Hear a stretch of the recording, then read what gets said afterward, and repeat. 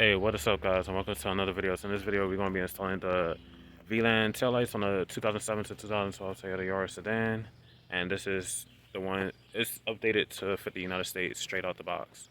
So let's get on to it. And also, y'all get 10% off using Scorpion_multimedia by visiting vlandshop.com. So we're gonna get the little flathead, pick these up.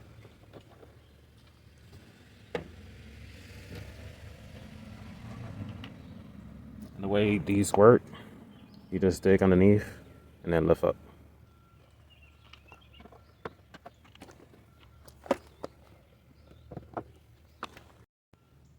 Alright, so now on the driver wheel, right on the bumper is a 10 mil. It's on the driver and passenger side. So we're gonna go ahead and remove those. Now the other side.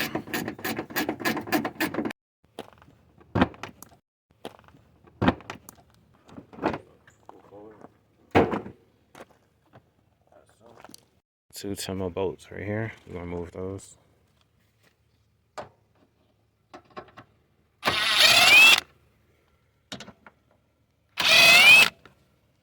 And then it's another 10 mil. Remove that. Alright, so next thing I'm gonna do, lift up on this tab. And then lift up here and pull out. And then we're going to disconnect the wiring harness. And then this one, push down on this tab. That's so. Alright, so now I'm going to show y'all a key difference.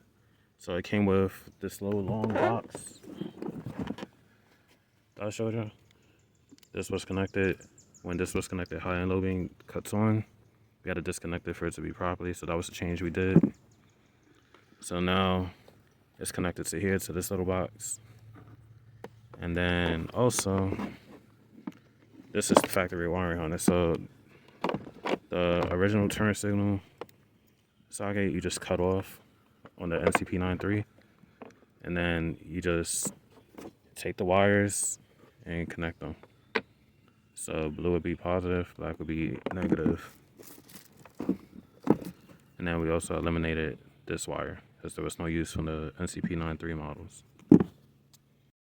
So the same wiring harness that you've seen on my current ones, it's the same exact one, and the socket is still the same one. We just included with the headlights now, so you don't have to sit there and buy this separately. It automatically comes with the headlight now. So I'm just taking it from my current one because it's the same exact one, except this part. So what you want to do is connect these two, as so, and then just push it in and lock it in place, as so. And then turn signal, just pop it in, lock in place. And lastly, connect these two, and then connect the main wire to here. And then when installing it, just remove the plastic a little bit, and then slide it through. And then make sure that your wires ain't hitting up against this. So while you're pushing the headlight in, move the wires to the side. This is in a pretty bad position. It's hitting the fender bracket. So we want to remove that. And just place it wherever you want to put it.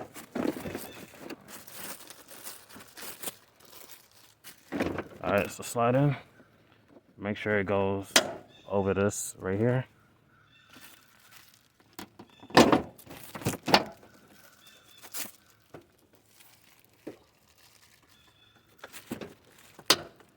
So, then make sure this is in its place.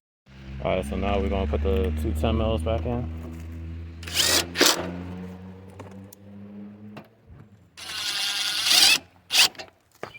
So look how the halos look on the previous one.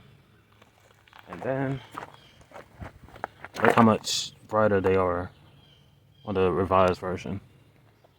So that's a quick comparison. Now we're going to install the other side.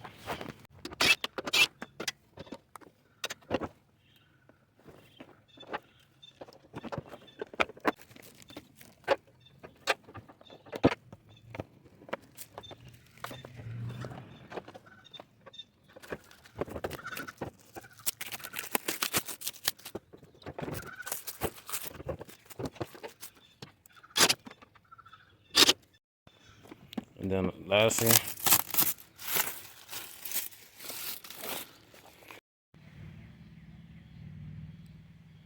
this is a LED.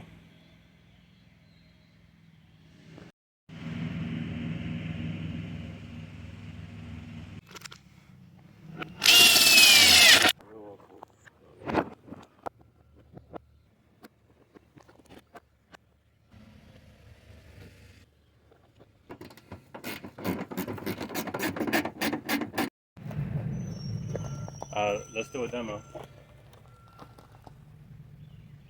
Daytime running lights. That's your high beam. Now, the reason for the low and high beam coming on is because of this box. I can't figure out why exactly we could get it to work properly in the United States models. But if this is an issue for you, it's simple. Just push down on this tab and disconnect.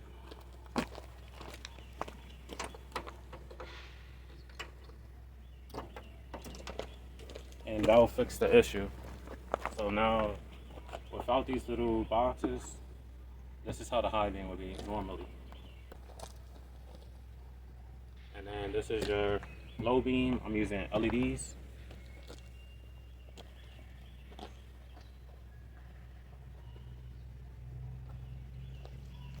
And then for the turn signals, I'm also using LEDs. All the bulbs I'm using will be in the description below.